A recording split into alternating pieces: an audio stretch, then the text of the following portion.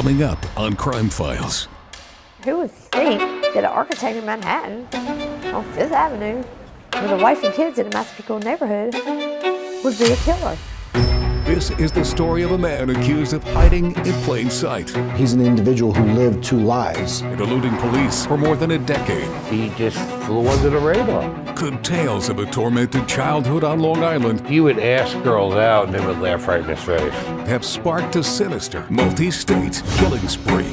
DNA is being looked at as far away as Las Vegas, where the detectives are trying to determine if Heuermann could be connected to more bodies of more missing women. And just how did the alleged Gilgo Beach serial killer stay under the radar for so long? What somebody like this will do is take their invisibility and then turn it into a power. Crime Files starts now.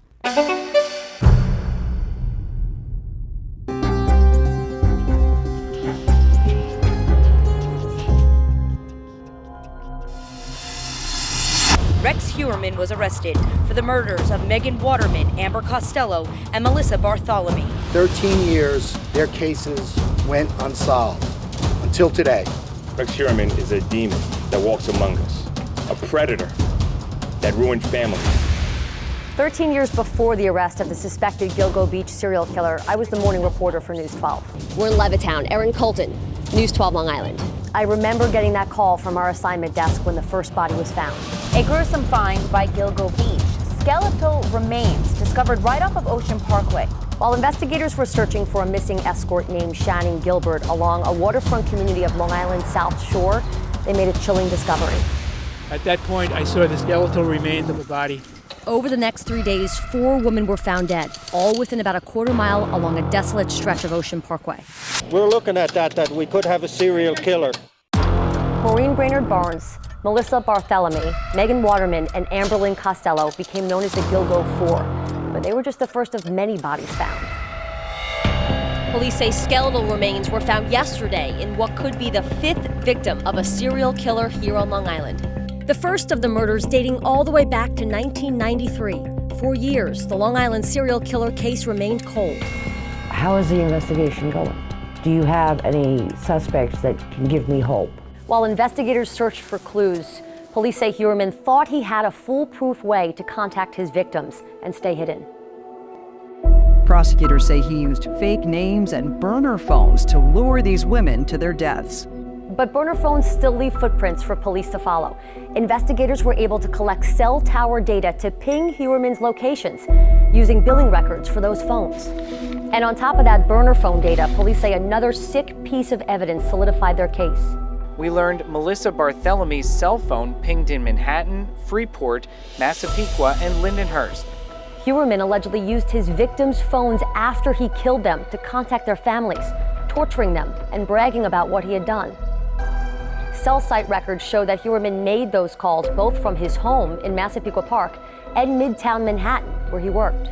It just shrunk that whole universe. I mean, they went from not knowing who it was that they were looking at to now having a direction. Now that investigators were able to zero in on the suspect's location, they got their next major clue, new information on an old tip. A state police investigator searched for anyone living in that area who owned a distinctive-looking green Chevy Avalanche, the vehicle Amberlynn Costello was last seen getting into the night she went missing. It was not very challenging to identify who the registered owner of the vehicle is. That led police to Rex Heuermann. Archived Google Map photos show his pickup truck parked in plain sight outside of his Massapequa Park home in November 2011, 15 months after Costello disappeared. Locating the car, then set off the hunt for DNA. There was also 5 hairs that were found at the dumping sites. As we started to develop the suspect, we were always going back to those hairs, and now we need a DNA profile to compare with what we have at the scene. We told them, if you get the opportunity to capture some abandoned DNA, take it. And that's exactly what detectives did. They followed Heuermann on his lunch break and pulled out a pizza box that he threw in the trash. Prosecutors say Heuermann's DNA found on thrown-out pizza is the same DNA profile of hair found on the body of Gilgo Beach victim Megan Waterman. Now that they finally get him, it's like, oh my God, finally. It's unbelievable. It's shocking. Police roped off blocks with yellow tape to keep onlookers away from the scene. I obviously don't expect this from your own hometown. One person made the trip, calling it, quote, Long Island's biggest attraction these days. It looks like a scene from a movie, like Criminal Minds. Everybody thinks, like, not me, but it's right here in our neighborhood. What people came to see was police combing through Heuermann's home, inch by inch. Today, investigators from multiple agencies continued their probe of Heuermann by taking boxes filled with his belongings from his house. Individuals who live a double life that are engaging in serious sexual homicide have a tendency to be highly secretive and to have places in their home where they stash things that are essential to their fantasies. Hidden boxes of photographs, computers filled with inappropriate pornography or images that they've taken at crime scenes, trophies taken from victims. Sometimes there can also be stashes of weapons and tools that they fantasize about using in their offenses. That means painstakingly going through each area of the house and looking for what you necessarily can't see with the naked eye. One of the most shocking things investigators say they found was a walk-in vault in the basement, sealed by an iron door. Inside, they say were guns, a lot of them. There was a large cache of rifles and handguns that were recovered from his residence, which is very, very scary. There were nearly 300 of them, to be exact, according to investigators. They were handguns, assault rifle, antique guns. Then they brought in the excavator to dig up the backyard. Oh, I want to know what happened, you know what I mean? Is there dead bodies in this guy's backyard? We also saw cadaver dogs at the scene. The police commissioner said they even used sonar radar to see what could be underground. I always thought, before there was a suspect identified, that he probably was bringing them to some private place within his own home, some room or secret area where fantasy could be played out. You know, a garage, a den, a work area. The symbolism of it is, you know, the wife never goes in that secret place. Just wondering how the wife had no idea about this. You just can't do something like this and be able to keep everything a secret. But investigators say Rex was able to keep up the guys by hiring these sex workers, killing them, dumping their bodies, all while his wife and 2 kids were out of town. Suffolk Police Commissioner Rodney Harrison tells us when the police spoke with the wife and children, they were shocked by the allegations. Not only did the arrest shock Long Islanders, it also reignited interest in other missing escort cases across the country, cases Heuermann could possibly be connected to. So that same day that Heuermann was arrested, my investigative team got right to work and did a deep dive into his background. Our research quickly led us more than 2,500 miles away to the Las Vegas area, where property records reveal that Heuermann and his wife purchased not 1 but 2 timeshares dating back 2 decades, just a couple of miles off the Strip. And one of those purchases in April 2005 especially caught our attention because a young escort went missing just 1 month later. And then we learned there were even more missing women. Police in Las Vegas were investigating a string of their own unsolved murders that were eerily similar. They all happened between 2003 and 2006, 5 cold cases that police now say have similar methodology to the Gilgo Beach murders. There are some pretty detailed ways that these young ladies were killed out here. The victims were all young escorts who either vanished or were discovered dead off remote highways, some of them even wrapped in cloth. I can just say that there are similar circumstances between these murder victims. They were sex workers and they disappeared and they were found out in the desert. They're accessing every piece of evidence. Every one of those is going to be examined with a fine-tooth comb. It didn't take long for detectives to fear the worst, that maybe, just maybe, there was one killer hunting multiple women in several states. Coming up, as investigators continue working cold cases in Las Vegas. She was killed, murdered. Somebody took her life. What our investigative team uncovered about the shocking similarities between the Gilgo 4 and the missing women in Las Vegas. I think she looks quite a lot like Megan, the beautiful blonde hair. Plus, how suspected serial killer Rex Heuermann eluded police for years and lived a double life. He held a very respectable position in the business world. He hid in plain sight. When Gilgo Beach, hiding in plain sight, returns.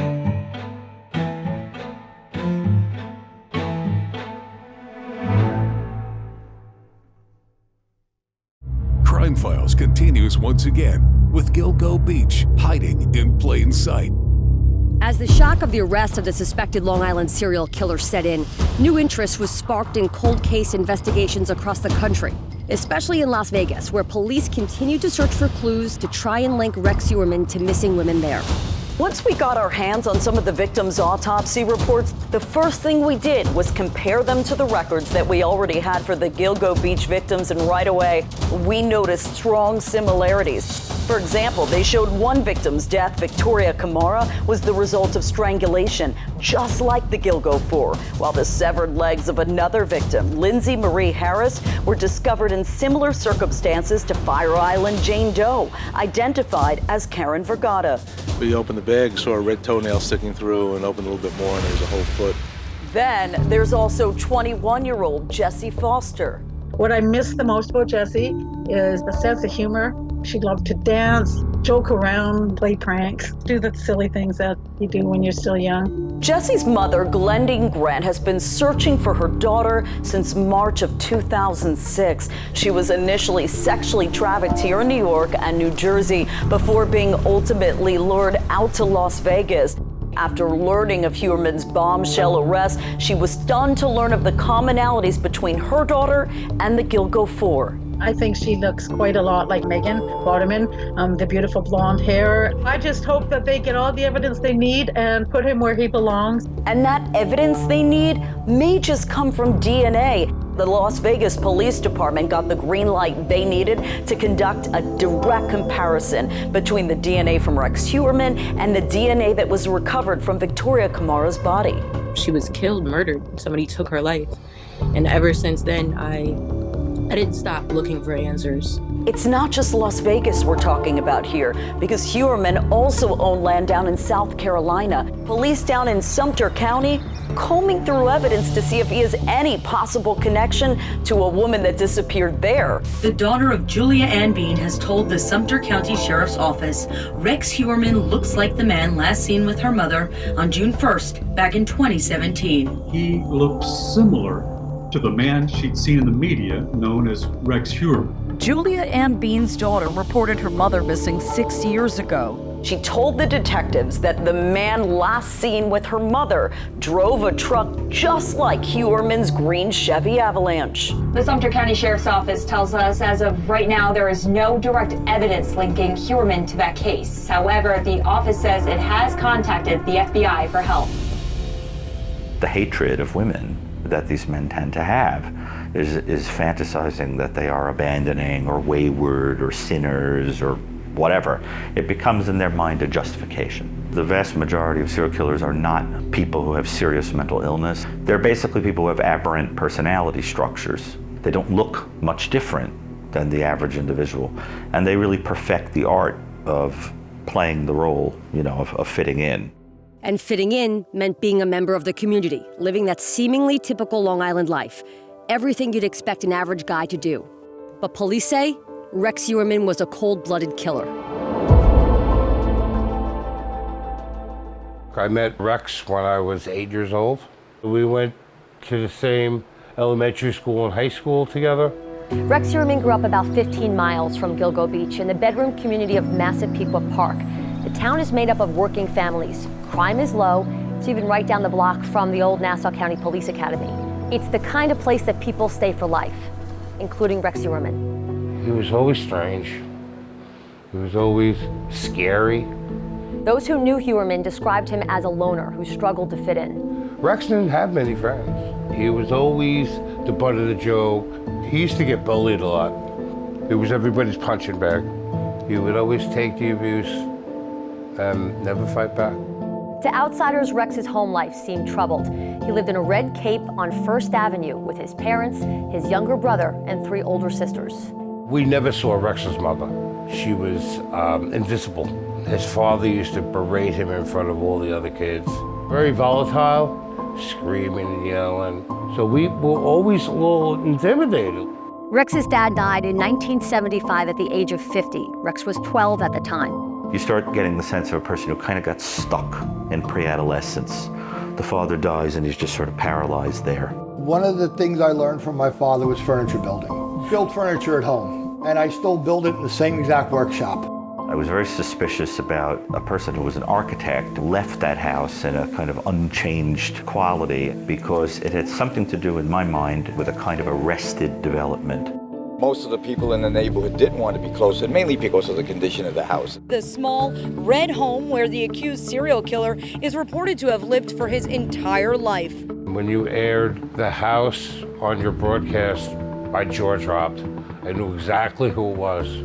When getting up close to the front of the First Avenue home, you could see piles of wood, a rundown facade, and items piled on the porch. That house has been the same since 1975. It's like time froze. Men who commit this form of repetitive homicide with this sexual quality to it, you're angry at women that have rejected you or made you feel weak. He used to ask girls out and they would laugh in his face. He would put notes in their lockers. There was one time when he asked a girl out and she was with a couple of her friends. It's a drop dead loser. And I could see the hurt in his face. I could see it. He had a deep hatred for women, I believe. Because he was rejected so much? That could be part of it.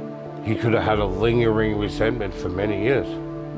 They have in their mind the original person they're upset with. And then they go out like a casting agent to find women who look the part, lure them somewhere, and then play out a fantasy. Really, they're killing the same person over and over again. Still ahead. Rex Heuermann, an architect. Hear from suspected Long Island serial killer Rex Heuermann in his own words. Sometimes I have to be the heavy framing hammer. Plus, a person who was tired of feeling invisible will be amused by the idea that you don't know they're there. Now they're lurking like a serpent underneath everybody's feet. When Gilgo Beach, hiding in plain sight, returns. Crime Files continues once again with Gilgo Beach, hiding in plain sight. As the hunt for the Gilgo Beach serial killer intensified, investigators say Rex was carrying on with his everyday life. He shopped at local supermarkets. He rode the train into work every day. Just hearing that he was in the neighborhood and that he was at the local park that we're at all the time, that he rides the train that my husband rides on, it's very scary that somebody was living this close to us this whole time. While investigators say Rex was preying on women and luring them to their death, he was also working at his architecture firm on Fifth Avenue in Manhattan. He had several big clients like Target and Nike. His success even drew the attention from an international YouTuber who interviewed him a year before his arrest. Rex Heuermann, I'm an architect, I'm an architectural consultant, I'm a troubleshooter. Sometimes I have to be the heavy framing hammer. The heavy framing hammer. Other times I'm the lightweight hammer just to nudge things along. He held a very respectable position in the business world. He was an architect, worked in downtown Manhattan, and, you know, he hid in plain sight. It's crazy, because you never know who your neighbors are, I guess, right? You never know. For now, with Rex behind bars, investigators say there should be no more fear of a serial killer hiding in plain sight. A person who was tired of feeling invisible will be amused by the idea that now they're lurking like a serpent underneath everybody's feet. People like that do not stop. They proceed until they are captured.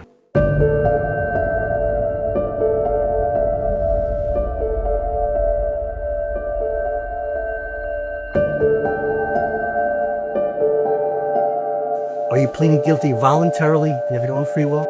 Yes.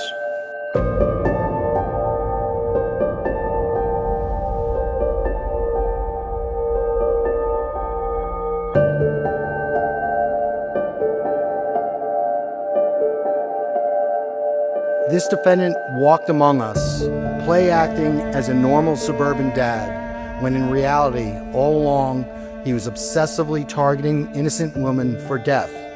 He thought that by killing them, he could silence them forever and get away with murder. But he was wrong, because it was these victims, these women, who refused to stay silent.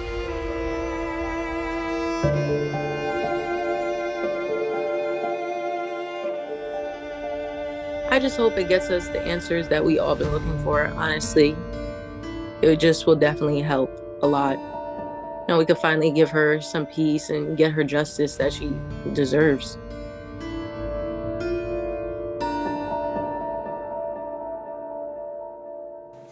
Is there anything you wish to say before I pronounce sentence? Yes. Stand up.